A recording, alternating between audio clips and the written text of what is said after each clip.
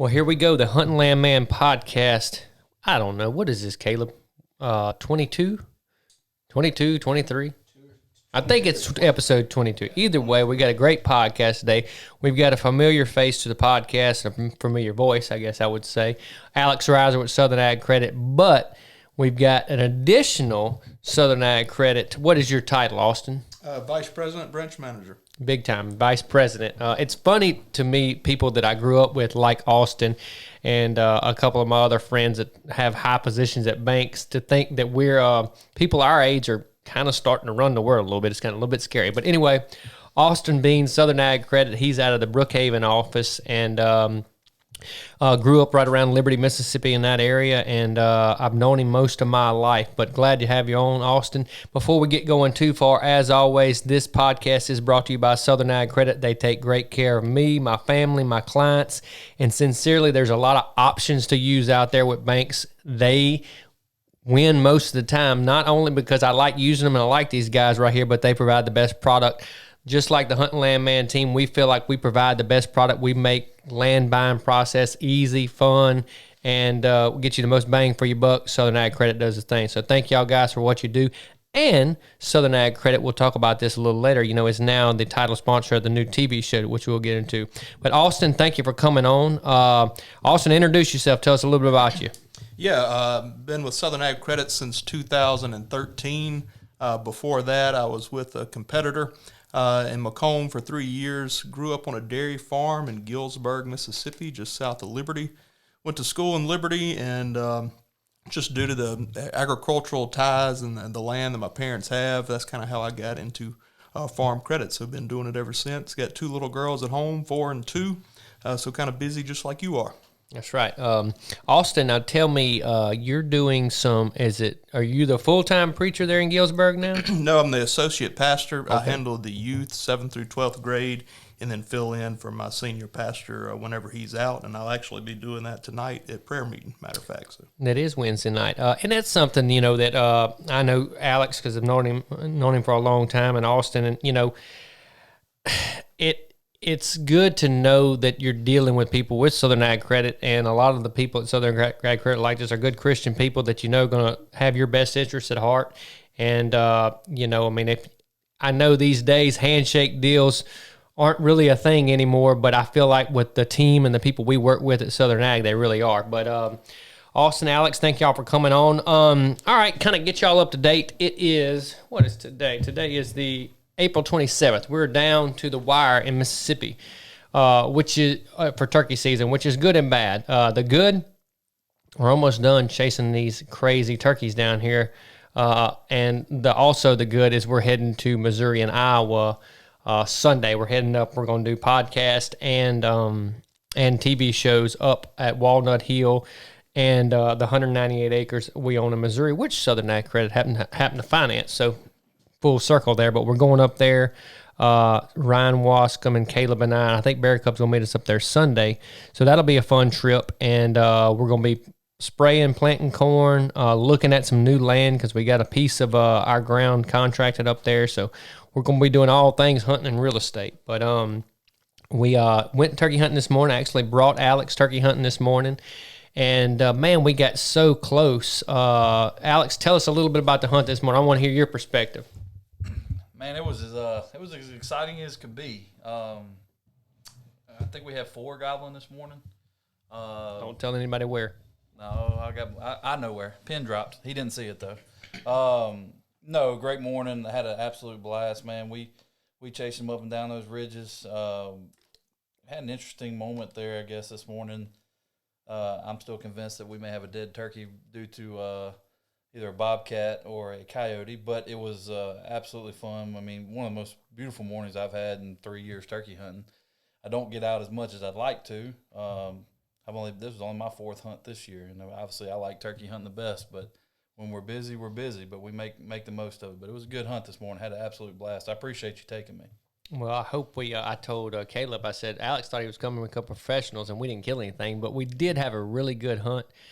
And really that whatever happened, a bobcat or coyote or whatever, there was a turkey gobbling, I don't know, 125 yards from us. I mean, we were on the ground trying to get to a tree, and something happened to this turkey. I don't know if I think like you said, like a bobcat or something, and got him. Something didn't add up. I don't know. I mean, we tried to figure that out. I know me and Caleb looked at each other like, well, he's dead. And then you kind of We heard heard a thud, and honestly, it sounded like a turkey shot with a bow, which did not happen. I think maybe something hit the turkey, and then you heard wings flapping and turkey clucking, flying off. I don't know, but he definitely didn't gobble anymore after that. We went the other direction after that at that point. That was kind of the end of that. But the reason I had these guys on with Southern Ag Credit, a big topic. We're kind of, I guess COVID went away. I guess that's not a thing anymore. No. Not till an election or something like that. Or Something else will come up. there'll be a new variant. But anyway, since COVID, we've seen interest rates start to rise, and that's a hot topic.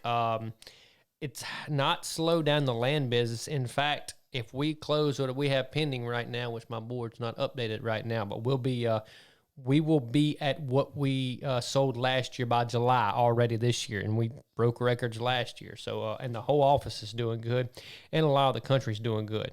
Honestly, I think that, I don't think we're going to keep, if you can watch it on video, I don't think we're going to keep going up as fast as we've been going up, but I don't think there's about the world, that's the interest rates are rising, but the sky's not falling is the name of this podcast. Austin, tell me a little bit about where we've been with interest rates and what we're seeing, where we're headed. Yeah, kind of. It's been a weird thing. Before COVID, we saw interest rates rising. And matter of fact, with some of our rates, we're about the same level we were before COVID. But when COVID hit, craziness in the world with the economy kind of shutting down, rates came back down, of course. And we're kind of spoiled to that. Historically, rates are still very low. I know my grandfather talks about 18%. My dad talks about 13%. So historically, we're still low. We're just a little tad higher than what we came accustomed to during COVID during that time. But I feel like I'm kind of like you. I think the drastic spike in rates is probably over. However, we may need to get comfortable with kind of where they are right now.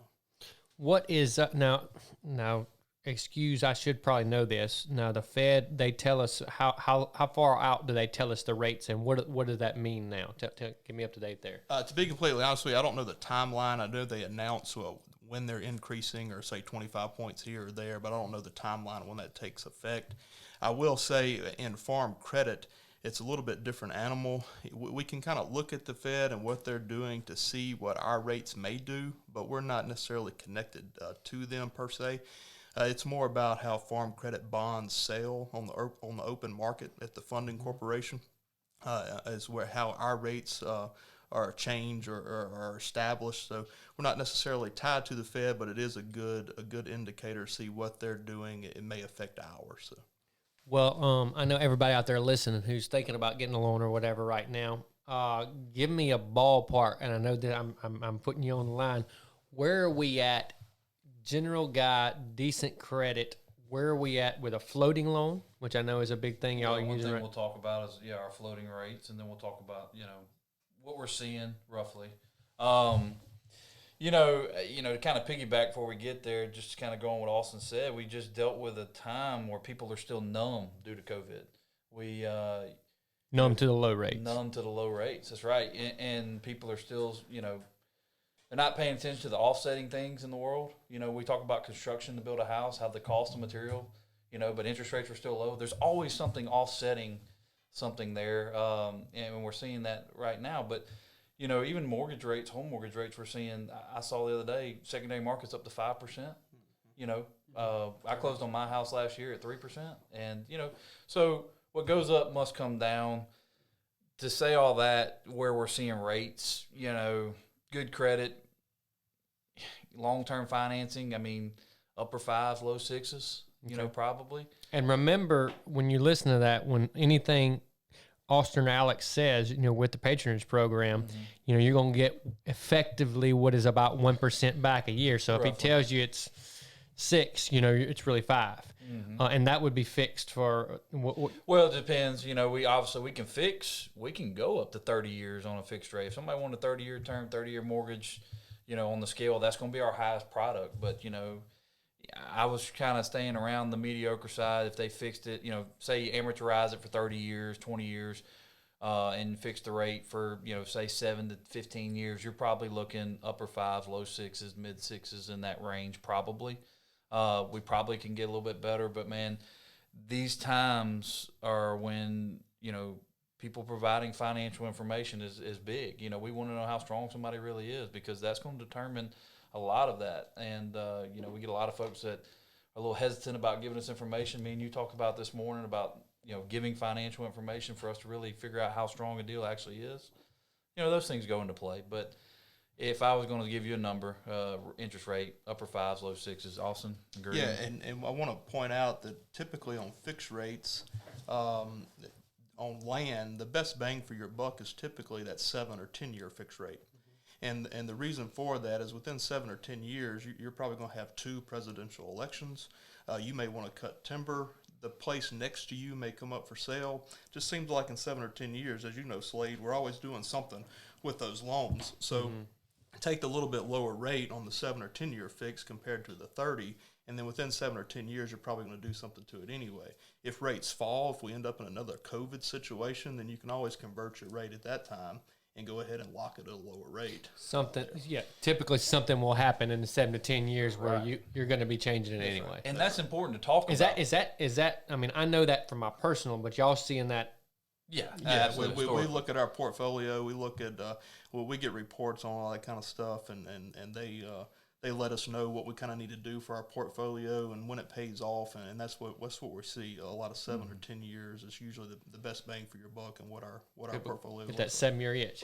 We have that historical data at our fingertips, which comes to the big point and why it is different. And what we saw when COVID hit and where we are now, the benefit of being with somebody like Southern AgCredit versus your regular commercial lender is the opportunity it's a relationship, man. You call me when you need something, and so we have options in house to, a lot of people who are going to, they think they use the term refinance, hey, rates have dropped, I want to refinance. You just tacked on a few $1,000s in closing fees. You've offset that interest by the fees that you paid. Where at Southern AgCredit, we spent time during COVID converting people's rates to the benefit our borrowers. I know I spent 2 weeks calling everybody on our list and saying, hey, rates have dropped, and we weren't even charging people to do this. Sure. We were helping them using the old appraisals and things. Well, you don't even have to do that. That's what I'm saying. In a refinance deal, you don't have to. If you refinance, you got to use a new appraisal. We're controlling the loan as it is in house at that time, which saves you on costs for your fees. And most people were shocked or taken aback. We've never had a bank call us to lower our rate, because we were simply just pulling the report, going down the list, and calling people to lower their rates during that time to take advantage of that cost savings. And of about 100 calls, I probably had 2 people that actually did not want to sign it. And because they think there's some catch, and there really isn't. It's just how important these times are right now in investing in real estate and using Southern AgCredit or your farm credit to finance, because you have all that at your fingertips to pick up the phone. And that's what it was. Hey, Alex, man, rates have gone extremely low. Can you tell me what my rate is? And you look and you go, rates have dropped for this person. You know what? We can do this at no charge. We're going to drop your rate. Here's a product we have. You sign this and agree. And everybody was tickled to death. And that was one of the most pleasurable parts and times of working at Southern AgCredit was, man, no bank's ever offered this. No bank's ever been out this personal with me to do that. And, man, it made all the difference in the world. So in the interest rate hike and what people are scared of, and they get lost in so many things, but there's so many benefits of farm credit that we can do in-house to help you and not break the bank, so to speak, to get you in the right direction in the event rates do go down, So yeah, that's what you may, I tell folks, you may be a little upset with a little higher rate than you were expected on the front end here, but trust me, anytime those rates fall, we're going to do everything in our power to adjust that to a lower rate to save you. It's a win-win for everyone. And to kind of piggyback on what Alex was talking about as far as the relationship, for those that don't know, Southern AgCredit's a private cooperative. So when you get a loan with us, you become a stockholder. You're an owner of the property. You vote for board members who set our policies and procedures, who declare our patronage refund that Slade was talking about earlier. So you have control over the company, and we work for you. And if you think about it, if you take your rate, I've always talked about this at customer appreciation dinners, but if you take your rate that you're paying on your loan minus your patronage refund, we have that funds held account that you can put a year's worth of payments in that earns 2.5% interest on that money. You take that out. Say you're a stockholder, you refer people to us like you do, Slade, and you get an ambassador check. You take that money out. Say you have a senior in high school who applies for our Southern AgCredit scholarship. You take that money out. There's $1,000 ones. There's $2,500. Take that money out. Say you come to Vines on May the 19th for a customer appreciation dinner that I got scheduled for ribeye. Put that in my phone. There you go, for ribeye and shrimp dinner. Kind of take that cost out of it. By the time you take all of that out of there, it's typically cheaper to do business with Southern AgCredit than it is anyone else. So you kind of have to think about that when you become a stockholder, when you become an owner of Southern AgCredit. Those benefits, if you take advantage of those, you're going to end up a lot lower cost than you would anywhere else financing land. And look, there's no, when somebody calls me, I have to be careful as a realtor not to steer business. That's a thing. But I tell people, I said, listen, these are the people I send. I send them Austin or Alex numbers, and then I also send them my buddy Stephen Garrett's number. All good friends. Most of the time, Southern AgCredit wins. I have loans with both banks, and there's no, I have most of my loans with Southern AgCredit, and so does my family. And there's no, that's not a coincidence. I like to consider myself a pretty smart person, so I do business with people that are easy to work with and provide the best product. Something that Austin said that I want to kind of clarify to people: that funds held account can be huge. For instance, my place I have Missouri. If we get a big farming check, CRP check, we cut timber like we did last year, we put that in funds held. In fact, I put some in fund held, and I don't have to worry about it for a year. Don't have any payments, don't have nothing for a year. If you cut timber on your own place, let's say you bought 200 acres from me last year, and you come through, and we thinned your Brent Barron came through and got your timber thinned, and you got 30 grand you stuck in there. Well, you can let that, you don't have to. You can use that money to go on a vacation, or use that money to build a swimming pool like I plan on doing at my house. That's something you don't have to worry about that other banks don't have to offer, and it's gaining interest 2.5% a year. So that's a really cool thing, and it's a lot of options. And of course, it's really beneficial for me, but it can be for you too if you have a loan with Southern AgCredit. And, you bought your land and you financed it with Austin, and you refer him on your buddy who's buying a piece of land right next to you. Guess what? You get a $500 check in the mail. And that's not like a catch. That's not like what's the catch? Literally, it's a $500 check in the mail. And so that's cool. But I did put May 19th. I will be at Vines, and any of my clients out there listening that do business with Southern Ag, I guess anybody who does business. We did a report on all the counties close here to Vines, and sent out, I think, 300 invitations. Those invitations will be mailed Friday, and we'd like for them to RSVP by the 13th, just so we can let Benny know how many steaks to cook. But May the 19th here at Vines in Centerville will be a Southern AgCredit night, so we would appreciate anybody that comes out. I will be there Thursday night. I will definitely be there. All right, I'll go down my list here. Okay, so we kind of went to history. I want to get back to the rates a little bit. The sky isn't falling. Rates are higher than they were last year. It still is not terrible. Land is still a great place to park your money, have your money. The market's hot, and we saw land definitely come up during COVID. Now, something cool with Southern AgCredit, they do in-house. Most of the time they do in-house appraisals. And all those guys over there, if you call them, they'll tell you, things have come up. This is public knowledge, so I can say it on the mic. We've seen 10 plus sales in Wilson County. I'm not talking about 10 acres, 20 acres. I'm talking about 100 acres plus, 150 acres plus, actually. Over 4,000 an acre. One was a large tract, went for 5,000 an acre. Now, the median is still in the 3,000s probably, but the high-end tracts with food plots and road frontage and, good timber, those tracts, they're going and they're appraising for in the 4,000s an acre. So that's happening. And, I told somebody 2 years ago, I saw that coming, that we would start seeing some stuff in Wilson County do that. And and we're here. Now, COVID ramped it faster than I thought, but we're here, and I don't see it going down anytime. So you see there is it's not really an inventory problem. Let's just for the sake of argument call it right now. Really, we don't really have an inventory problem. I know that's a hot topic right now, but we sold more land in the last 2 years than we ever had. So they had to have inventory. So really, we just had an increase in buyer demand, which was caused by COVID. People want to get people outside. People want to put their money to, what's the word I'm looking for? What is the, I'm drawing a blank. I should have had an extra cup of coffee. Where your money's worth less. Inflation. I'm drawing a blank today. Anyway, what is our inflation rate right now for this year? Man, I really don't know. I've heard numbers 25 to 40%. I mean, if you just look at whatever, I mean, it would cost me. I priced what it would cost to build my house, and it was like 40% more what it costs a house I build in right now. So things cost a lot more.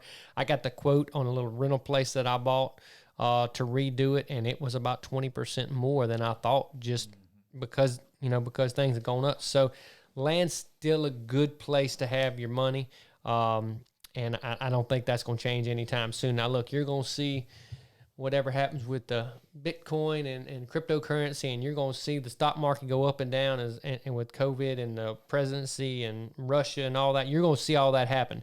But guess what's not going to happen tomorrow? Land is not going to go down a bunch tomorrow. Now, we may level and we may do this, maybe. I hadn't seen it in my 15 years. Only thing that changes in land is it either goes up faster, like it never not going up. Right. And so that's one thing, and I've said it on this podcast before, but I just like it, so I'll say it again. If Elon Musk gets on Twitter tomorrow, now that he's bought it, if he gets on Twitter tomorrow and says, land sucks, don't invest in land, invest in Twitter, guess what's not going to happen? Nothing. Nothing's going to happen in land. Land is still going to be worth tomorrow.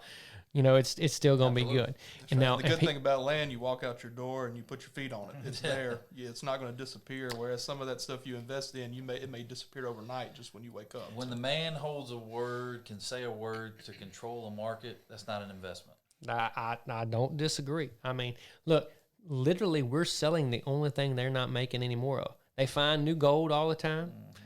They mine Bitcoin all the time. They print dollars every day. There is no shortage of money. And we found out that during COVID. There is no shortage of money out there. These boys loan it every day.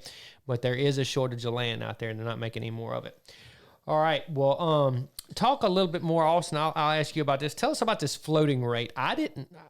Alex was telling me about it the other day, and I didn't realize that was a pretty darn good option. Tell me a little bit more about that. Yeah, it is. We have a floating rate or variable rate, if you will, that's a farm credit index, and that's a rate that's subject to change monthly. However, it's our lowest rate and always been our lowest rate since I've been in this career. And I went back, just to give you some hard numbers, I went back to June of last year, June of 21. And I compared fixed rates, the 30-year fixed rate to the variable rate. The 30-year fixed rate increased 2.13% over that time. The variable rate increased 0.39%. So that floating rate is staying, in this spike of fixed rates, that floating rate has pretty much stayed stable. And the great thing about it is you'll be notified each month if it changes. And if you see that it changes on you or something happens in the world that makes you nervous, we will convert that variable to a fixed rate at any time and no cost to you the first time. So I'll just be honest with you. My parents do business with us, and my grandfather does business with us, and they are on this floating rate. And my parents have been on it since 2008. And I believe when I went back, I think the highest it got on them was like 5.5, and the lowest was 2.7. So the amount of money that they have saved over those years compared to what they'd be paying on a fixed rate, it was beneficial to them. And right now, you couldn't pay my daddy to get off that floating rate right now. Now, of course, we don't have a crystal ball. We don't know what will happen in the future. Some people, when they hear variable, it just freaks them out. They want nothing to do with it. We'll give you all your options from variable to adjustable to fixed for the life of the loan, and you can choose whatever you would like. But it is something that I think most people need to look at and kind of put the numbers to. That floating rate is about 2% less than fixed rates, and with that huge difference, it's something to think about going forward. What is that? What is that today? Can we? Oh yeah, you're going to be. I'd say you're going to be mid to high threes on a floating rate right now. I've closed 3 in the last week. The highest one was 3.8, I think, at the time.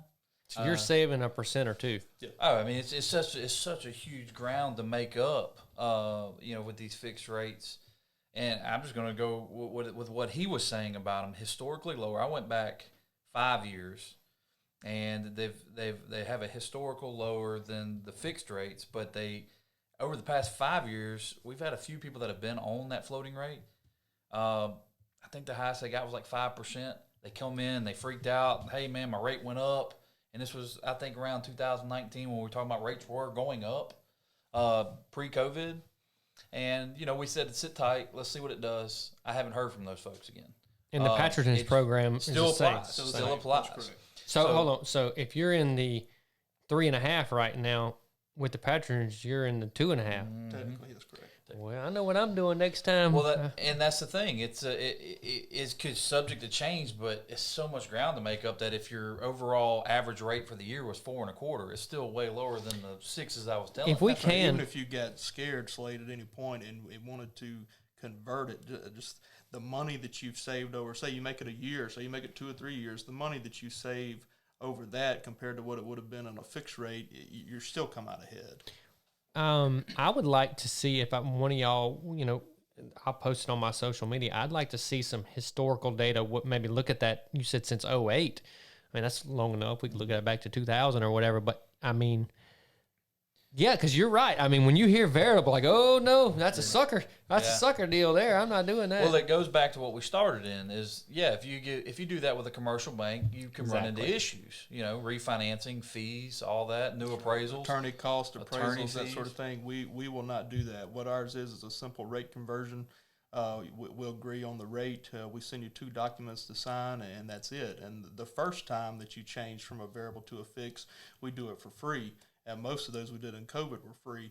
If you've changed 3 or 4 times in a year or something, we may charge you then, but it's very low fee compared to anything you would do on a refinance with another bank.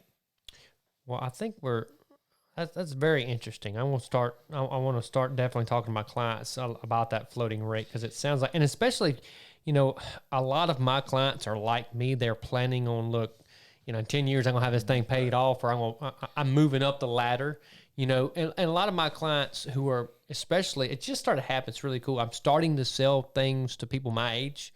And so that's usually the top 1%. Right. That's right. And which is cool people to be around. And those people plan on not having that loan in 10 years. That's right. And if you're of that, I mean, that makes pretty darn good sense. Well, that's why you go back 5 years. That's why I went back 5 years. Most of my folks want a 5 or a 7 year fix. Some people go on 10. But historically low is there, man, and it's just to be able to convert it and do those things for you in-house, you're going to save. I mean, the end number is drastically lower than anything else that you've experienced anywhere else.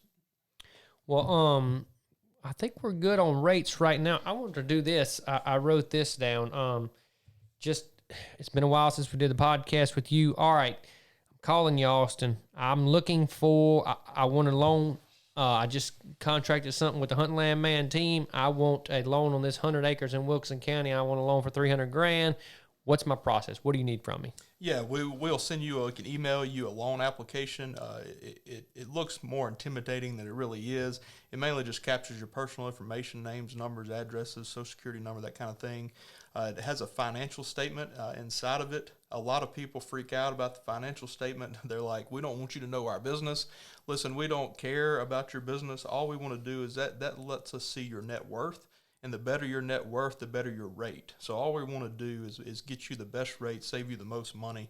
So you fill out that financial statement on the assets you own and what it's worth to you. And then on the other side, any debts that you owe.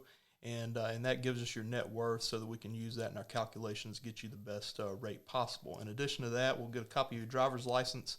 We'd like to verify your down payment just to make sure you have your 15-20% down in whatever account you have. And then we'll ask for, depending on the loan amount, we'll ask you for either W-2s or tax returns depending on your income stream. And that's typical for most banks, finance and stuff. And when we get that, I would say within 2 to 3 days on a track that size, you should have an approval from us. And that's huge, you know, in a competitive market like we're in right now. You know, a lot of times we can't help it. We have to put the finance contingency, which I understand, on the loans. Well, if you get a bank that takes 10 days and has to go through all this process, you know, as opposed to you can call Austin or Alex and like you said, just a couple of days, you can find out. That may be the difference into you getting your dream property and somebody else who went with them getting it. I mean, that may be the difference. One other thing I will point out, Slade, and you'll know about this, with the rise in interest rates right now, we can only lock the rate for 30 days. Okay, so if you have the opportunity to get pre-approved, that's what I would suggest. I would come in and kind of get pre-approved for 200,000, 300,000, whatever you need, and then you have that out of the way. So or 10 million. Let's not right or 10 million. Yeah. If we have that out of the way, so that as soon as you sign a contract, we can lock that rate, and that gives us 30 days to get it done before that rate will change on you. And so if any issues with the appraisal, any title issues, if we need a survey or something, during COVID with low rates, it wasn't a big deal. We would just extend it, no big deal, rate wouldn't increase. But with the way the rates are right now, it's probably more important that we get pre-approved, get some of that stuff lined out, so that as soon as we lock that rate, we can get you closed within 30 days. I like the sound of that. That was going to be my next question. You know, we're not, I don't know. This is like the new norm, the busyness right now. You know, getting things in. I'll tell this to all the buyers and sellers out there. To get things closed in 30 days, we can still do it. But you can't drag your feet on getting the stuff to the bank or getting the stuff to the attorney. I tell you that my team will not. The day you can ask these boys, when I get a contract within about 2 days, the bank, whoever's involved, the bank, the attorney, the surveyor, everybody's going to have all my information. That way they're not waiting on me. But if you want to get, right now, usually we're trying to get done within 45 days. With the interest rates, we can get them done in less than 30. But you need to have your ducks in a row. And these boys, they know how to have your ducks in a row, and if you'll be the squeaky wheel and get them everything they need, we can get stuff closed fast. So that's another good reason to use Southern AgCredit. Well, I've got last on my list. I got 2 questions. I've asked this to Alex before. I'm going to ask Austin 2 things. First of all, Austin, we didn't get any update on your turkey season. Have you had any luck? Have you gone there? Well, my turkey season has been slim to none. With Southern AgCredit as busy as we've been, which is a blessing, and then with the church down there at Gilsburg and 2 kids, I actually haven't even been this year. But I did get to go last year, so that's a positive. You know, I think that since Ryan Wascom does go to your church, I think that he should be. I think he should bring him. Absolutely. Should be the guide. Should cover lunch. Bring him to one of the spots. He's got to drive. Yeah, I like the sound of this. Yeah. So, Ryan, if you're listening, you're on the spot, buddy. Yep. Well, as long as it ain't one of my spots, we're good, Ryan. All right. The main question, Austin. All right. You for your birthday, somebody give you some lottery tickets, and you get $200 million for let's say $100 million, $100 million net to you. Where are we buying land and why? Well, I guess this may be simple compared to most folks, but what I'm probably going to do is buy everything that joins me and my father down in Gilsburg, or whatever I can get my hands on. That's probably what, it's if it touches you, it's more valuable to you. So Amen. That's probably what I would do. That's what a lot of my clients say. They say, I don't want it all. I just want everything that touches me. I expected that response. I was looking for something big, but no, So if we ask the missus, would she say the same thing? No, she probably would not say the same thing. Beach house? She would probably do the beach house, or she'd want to make sure the girls' weddings were already taken care of. Kind of put that aside and college. You got $100 million. And the wedding's gonna probably be okay. So she'd be worried about that sort of thing, and probably want the whole beach house, or she'd probably be more interested in just spending it traveling is probably what she'd be interested in. If I did it, Lori would have she'd have me about 10 links to places in Pensacola and say, one of these, you go pick. A yacht. Yep. Yeah. Well, I would have the yacht. I'm okay with going to pick the yacht or whatever. As long as we get some fishing done. That's right. Fishing. Caleb, you ready to go to Missouri? I'm ready. Well, that's where we're headed next, or we'll do our next podcast will be the Missouri Project number 3. We'll talk about what's going on in Missouri, what's going on. We're selling a piece of Walnut Hills, and we're getting the acreage smaller, which we think will make the rest of it sell. And as much as we love that place, I tell you what's going to happen. We've had a couple offers, not exactly where we want it to be. When me and Ryan spend all the time to plant our corn and stuff for the fall, it will sell the next month. Guaranteed that's what's going to happen. When you put that little sweat equity, somebody else is going to get the benefit of that. But that's okay. That's why we do it. But we're going to be looking at some new track to buy up there. And, of course, we'll be turkey hunting. I had a big gobbler strutting in front of my camera up there yesterday that I left up from deer season. So can't wait to get to Missouri and Walnut Hill. We're going to have a big time. Caleb has never been to the Midwest turkey hunting, so he's going to have a blast. I know he is. Well, man, thank y'all so much for having on. Y'all ready to get some lunch? Absolutely. Thanks for having us. Thank y'all, and thank you Southern AgCredit for not only titling the podcast, but also the new TV show. If you haven't seen the new TV show, Hunting Land Man, the series TV is out, episode 1. Look on all my social media. You can look. It's on YouTube right now. We're headed to a couple other places. We're starting the first couple episodes on YouTube. The whole idea behind this show is rack bucks and real estate, everything that has to do with what the Hunting Land Man teams does. The first episode's a lot about me. The second episode is going to be the first week of turkey season, and then we're going to just take it from there. So whatever we're doing there in the 2 weeks, we're going to release these things every 2 weeks. Whatever we're doing there at time is what you're going to see. And next week, we'll be filming nothing but everything going on in Missouri. Hopefully get 2 or 3 episodes up there. So thank y'all. Y'all have a blessed day, and we'll be back at you soon.